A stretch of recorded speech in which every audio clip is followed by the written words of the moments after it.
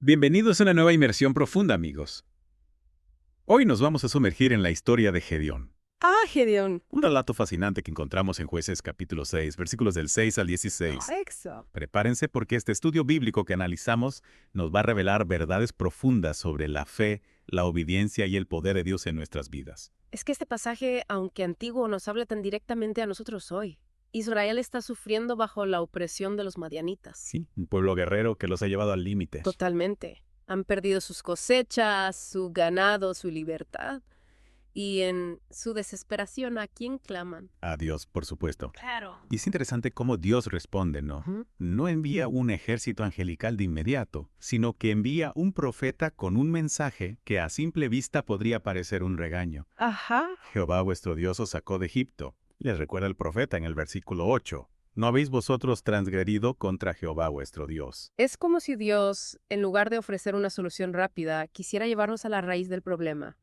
Sí. Le recuerda su historia, su infidelidad, su tendencia a olvidar quién es Él y lo que ha hecho por ellos. Claro. Es un llamado al arrepentimiento, a volver al camino correcto, antes de recibir la liberación. Y aquí es donde entra nuestro amigo Gedeón. ¡Exacto! Dios lo llama varón esforzado y valiente. ¡Ah! Pero la realidad es que lo encontramos escondido, trillando trigo en un lagar, para evitar a los madianitas. Es verdad. No parece el guerrero que uno esperaría, ¿verdad? Para nada. Y eso es precisamente lo que hace que este estudio bíblico que analizamos sea tan intrigante. Dios no elige al guerrero más fuerte o al líder más carismático, Sí, no, que sino a alguien que a nuestros ojos parece completamente inadecuado. me recuerda un poco a la historia de David y Goliat, Sí, claro. el gigante intimidante frente al pastorcito. Exacto. Y sin embargo, sabemos cómo termina esa historia. Claro. ¿Qué nos dice esto? Sobre cómo Dios ve la fuerza y el potencial. Nos desafía a mirar más allá de las apariencias, de los títulos y las etiquetas. Dios no busca a los superhéroes. Sino aquellos que reconocen su propia debilidad y están dispuestos a depender de su poder. Y Gedeón, sin duda, se siente débil. Totalmente. Cuando el ángel de Jehová lo llama varón esforzado y valiente, su respuesta es un torrente de dudas. Señor mío, ¿con qué salvaré yo a Israel? Claro. Aquí que mi familia es pobre en Manasés Sí. y yo el menor en la casa de mi padre. Es una reacción tan humana, tan honesta, incluso después de haber visto al ángel y escuchado el llamado de Dios. Gedeón todavía se enfoca en sus limitaciones. ¿Con qué? Pregunta. Se fija en sus recursos, que son escasos, en lugar de fijarse en la fuente inagotable de poder que tiene delante. Es como si estuviera diciendo, Dios, te equivocaste de persona. Hay otros más capacitados, con más recursos, con más... Exacto.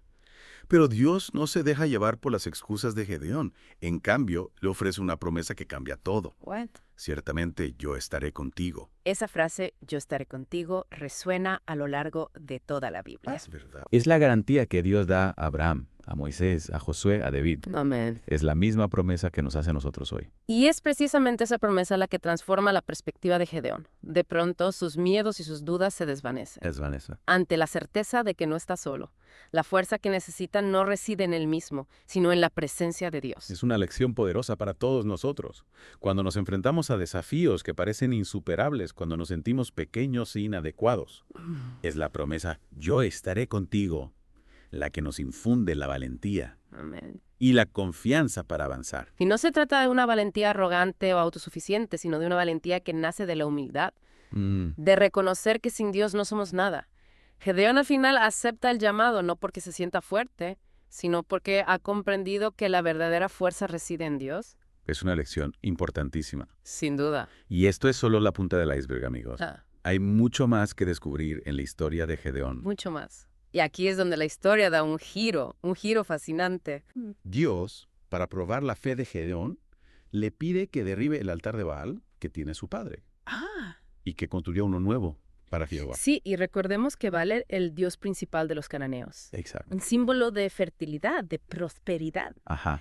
Derribar su altar era un acto de desafío directo, una declaración pública de que solo Jehová era el Dios verdadero. Exactamente. Imagínate la presión que Gedeón debió sentir. Sí. Tenía que enfrentarse a su propia familia, a su comunidad, a la tradición. Era un riesgo enorme, pero también una prueba de obediencia radical. Y lo hace de noche, ¿verdad? Y En el versículo 27 dice, por la noche tomó Gedón 10 hombres de sus siervos e hizo como Jehová le había dicho. ¿Por qué crees que lo hizo en secreto? bueno, yo creo que hay varias razones. Por un lado, el miedo. Claro. Derribar el altar de Baal era un acto peligroso. Y Gedeón, aunque ya había recibido la promesa de Dios, todavía luchaba con la inseguridad. La noche le brindaba un poco de protección. Pero también podría verse como un acto estratégico, ¿no? Mm, Al hacerlo de noche, generaba un elemento sorpresa. Imagínate el impacto que debió tener al amanecer, cuando la gente descubrió que el altar de Baal había sido destruido y en su lugar se alzaba uno nuevo para Jehová. Sin duda.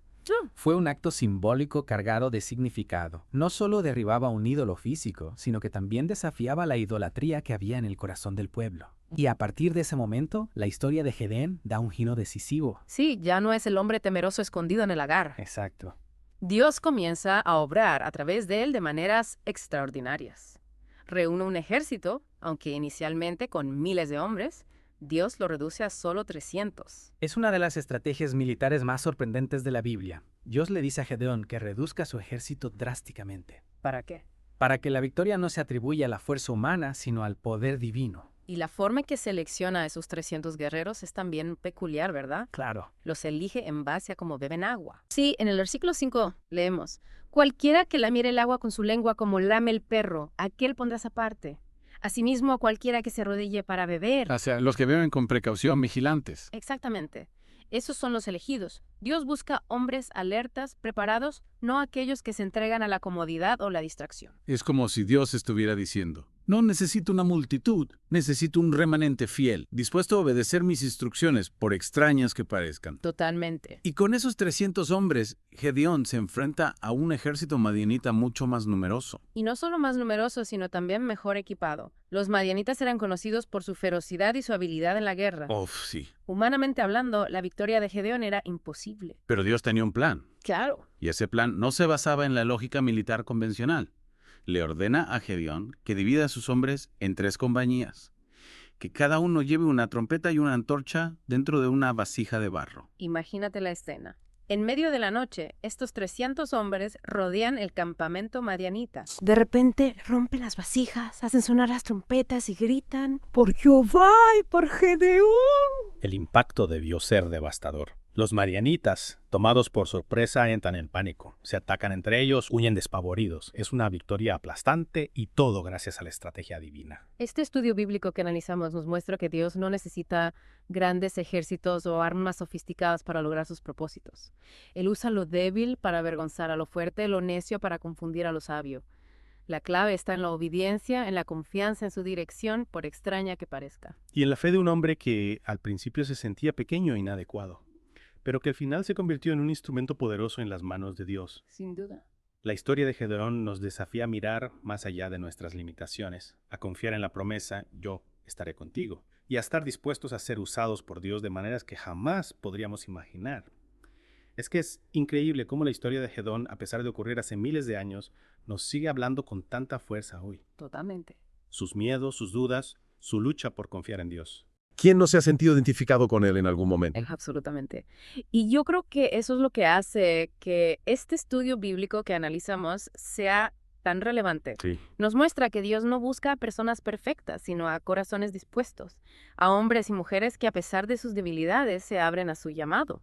Y lo fascinante es que a través de estas personas imperfectas, Dios realiza sus planes más extraordinarios. Exacto. Piensa en Moisés, que era tartamudo, Claro. o en David, que era el menor de sus hermanos. Sí. Dios no mira lo que el mundo mira. No mira lo que el mundo mira. Él ve el potencial donde nosotros vemos limitaciones. Ve la valentía escondida detrás del miedo. Y lo más importante, ve un corazón dispuesto a ser transformado por su gracia. Y esa transformación es evidente en Gedeón. Al principio lo vemos lleno de dudas, cuestionando a Dios, enfocándose en sus debilidades. Pero a medida que avanza la historia, vemos cómo la fe va tomando raíz en su corazón. Sí, y esa fe no es una fe pasiva, Ah. sino una fe que se traduce en acción. Gedeón derriba el altar de Baal, se reúne un ejército, obedece las instrucciones de Dios, por extrañas que parezcan. Su fe se convierte en el motor que impulsa sus decisiones y sus acciones.